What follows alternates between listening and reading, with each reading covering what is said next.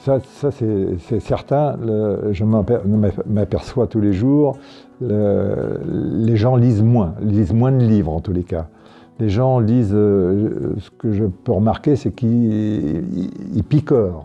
Hein. Donc, avant, il y avait les revues dans lesquelles on ne lisait que les titres, on regardait les images, ben, c'est un petit peu Internet, c'est avec ça, puis en 3 lignes, vous avez abordé un sujet et vous êtes au courant. Donc, c'est un petit peu cette tendance d'avoir une connaissance assez... Parfois, on est étonné chez les adolescents, les quantités de choses qu'ils savent, mais en fait, c'est juste le haut. Parce qu'en quelques minutes, ils ont abordé un sujet et ils le savent. Alors que, sans vouloir dire que dans le passé c'était mieux, mais les anciens, quand ils travaillaient un sujet, c'était des tomes, et parfois ils en avaient pour plusieurs semaines de lecture, hein, donc l'assimilation n'est pas la même.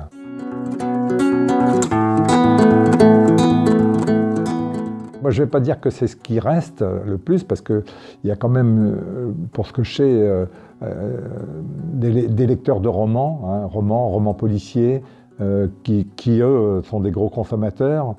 Mais d'abord, les livres, ben, c'est encombrant. On est dans une société, ben, quand vous lisez un livre tous les jours, vous finissez par avoir une bibliothèque. Et puis, ben, les gens, du coup, n'achètent plus de livres, ils les empruntent, ils les font circuler. Ça, j'ai l'impression que c'est une tendance qui est bien marquée. Et puis, comme je vous l'ai dit aussi, bon, bah, les gens ils regardent Internet, et puis ils ont des liseuses, mais le livre-objet, il reste encore le cadeau, ça sûrement. Hein. Un des moments d'ailleurs où il y a le plus de ventes, ça reste Noël.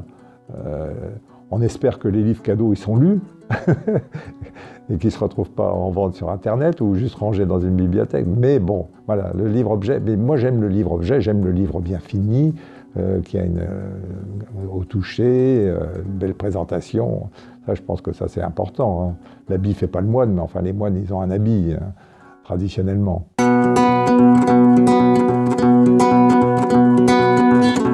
Alors, ben, je vais parler de 2021 parce que du coup, ça a été déjà un coup de frein avec la crise du Covid. Et puis 2022, alors là, c'est un peu la stupeur parce que dans les beaux ouvrages, ça va être très difficile de faire des beaux ouvrages en impression traditionnelle. Alors, il y a un changement qui s'opère. On va être obligé de faire des livres en petite quantité avec d'autres moyens d'impression, notamment le jet d'encre qui donne une qualité proche de l'imprimerie traditionnelle en offset. Mais c'est vrai que le coût est très important et ça va sûrement avoir une répercussion forte dans le milieu de l'édition.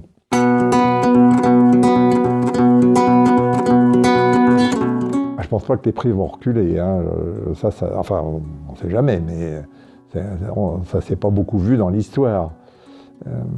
Non, je pense que ça va changer vraiment fondamentalement quelque chose. Alors, c'est peut-être un peu trop tôt pour le dire, mais moi, par exemple, en 2022, ben, je suis passé de 3 ou 4 livres, d'une dizaine de livres que je faisais avant par an à 3 ou 4. Et puis on va se dire, ben, on fait des livres un peu moins épais,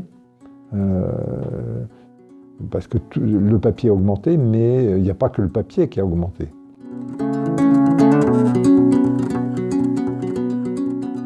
Ah, complètement, oui.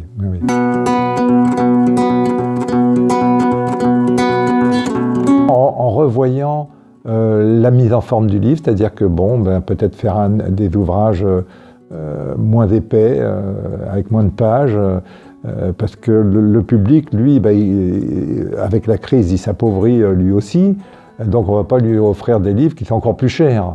Donc si on veut rester dans le même créneau de prix, hein, un ouvrage, ça devant entre 10 € pour les petits livres et tout, jusqu'à, disons, une trentaine d'euros pour les livres un petit en couleur.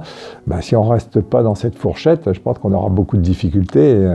Des lecteurs, il y aura toujours, hein, parce que les passionnés, vous leur mettez un livre à 50 euros, si c'est leur sujet et puis qu'ils le veulent, ils l'achètent.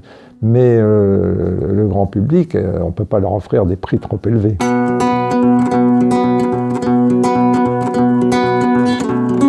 Je voudrais faire un ouvrage qui me tient à cœur sur la montagne, là où j'ai vécu en montagne.